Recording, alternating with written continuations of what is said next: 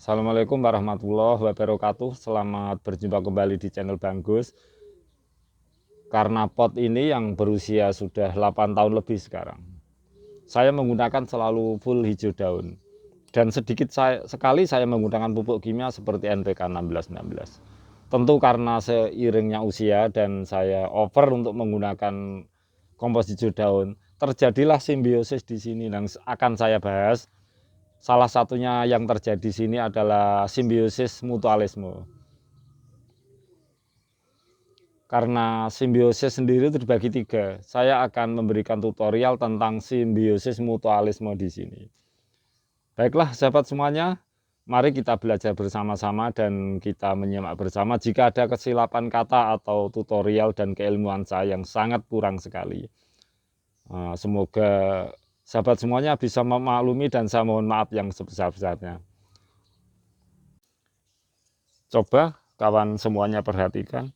Inilah puncak simbiosis. Jadi ada binatangnya seperti ini. Ini bisa kita sisihkan, kita tidak perlu. Ini bisa kita sisihkan untuk pakan ikan.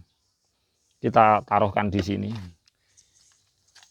Jadi karena begitu lamanya saya menggunakan pupuk hijau daun, akhirnya terjadi siput-siput kecil, juga binatang-binatang di sini, mikroba, cacing tanah itu mengeluarkan kotoran. Ketika kotoran-kotoran itu berlebih di dalam lokasi ini akibat pupuk hijau daun, timbul juga binatang seperti ini kawan.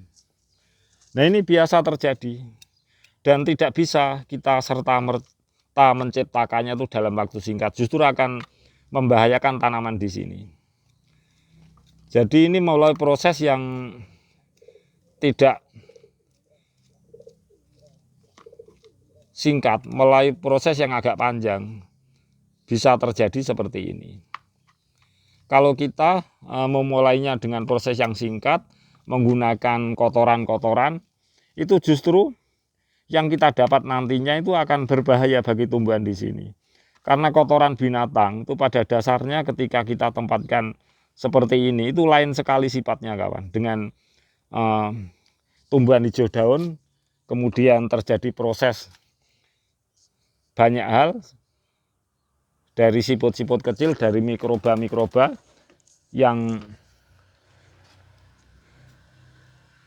banyak cacing tanah, yang menghasil kotoran, akhirnya timbul simbiosis mutualisme, yaitu simbiosis yang saling menguntungkan. Ya, seperti ini kawan.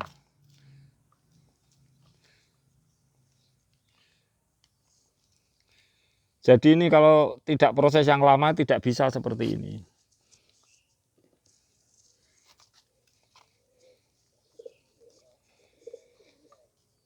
Nah, seperti binatang-binatang di sini ini, itu ada juga yang merugikan untuk tumbuhan. Oleh sebab itu untuk memasang atau menggunakan pupuk-pupuk atau kompos-kompos dari kotoran ternak itu kadang-kadang berbahaya seperti ini. Karena secara langsung yang dihasilkan dari kotoran ternak itu bisa menghasilkan binatang seperti ini dan bisa memakan perakaran. Tapi kalau kotoran yang dihasilkan dari siput, dari binatang-binatang di sini, karena proses hijau daun itu tidak berbahaya. Nah ini juga perlu saya tutorialkan. Jadi untuk memberikan tutorial tidak sekali, tapi tentu dengan situasi dan kondisi. Suatu saat tentu dengan situasi dan kondisi yang berbeda. Jadi dalam satu wadah ini kawan, kita sudah menemukan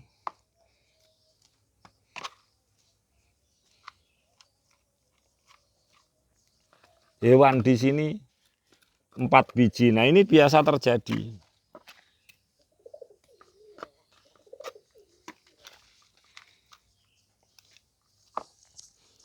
Jadi proses hijau daun, akhirnya ada siput-siput kecil, ada cacing-cacing tanah atau siput-siput kecil itu mengeluarkan kotoran.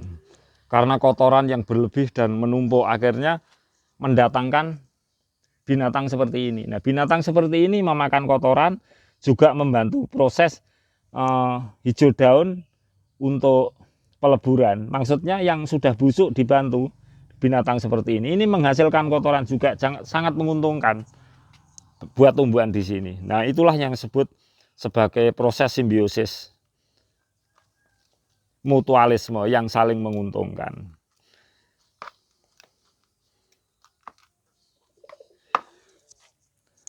Jadi kawan, untuk simbiosis mutualisme pada puncaknya ketika kita menggunakan pupuk hijau daun itu seperti ini binatangnya.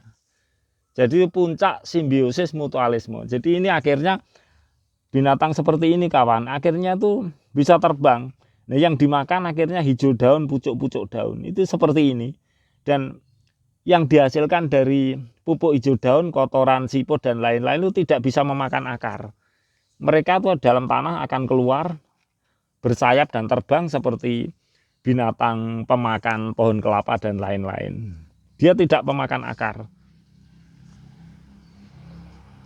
Nah, kecuali yang kita hasilkan di sini tuh dari pupuk-pupuk binatang ternak, bukan kompos alami dari hijau daun, itu lain sekali.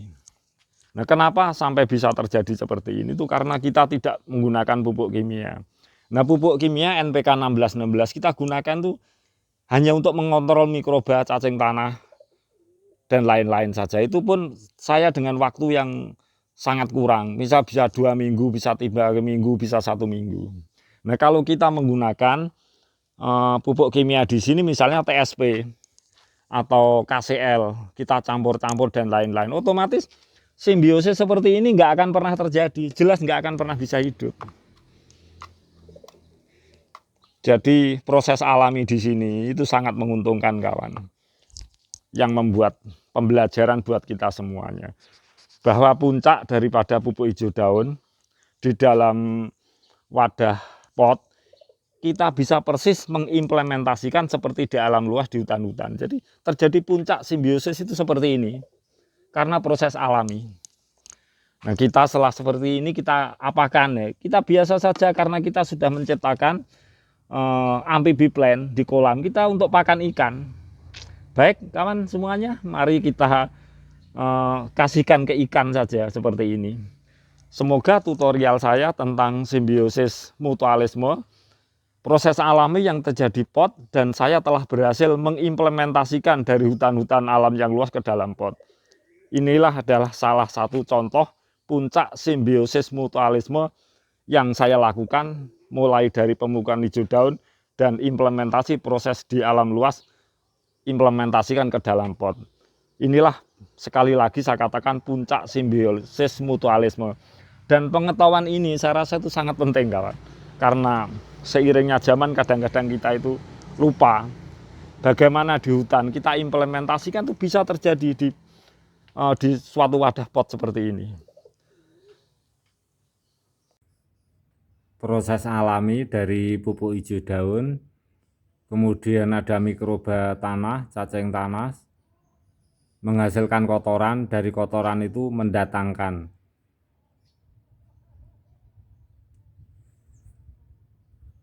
spesies baru, kemudian kita ambil, kita berikan makan ke ikan. Itu semua adalah proses alami yang saya lakukan karena begitu lama dan over saya menggunakan pupuk hijau daun. Jarang sekali saya menggunakan pupuk kimia.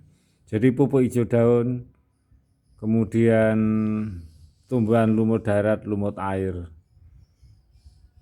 untuk menambah daya natrium, potasium dan kaliumnya saya tambah NPK 1616 sekaligus untuk mengontrol mikroba cacing-cacing tanah yang ada di pot. Pada akhirnya mampu mendatangkan simbiosis atau puncak simbiosis di dalam pot, yaitu simbiosis mutualisme, di mana antaranya hewan, hijau daun, dan tanaman itu ada hubungan yang saling menguntungkan di dalam pot.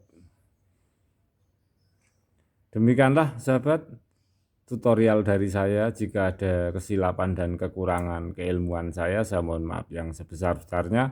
Akhirul kata, wassalamualaikum warahmatullahi wabarakatuh.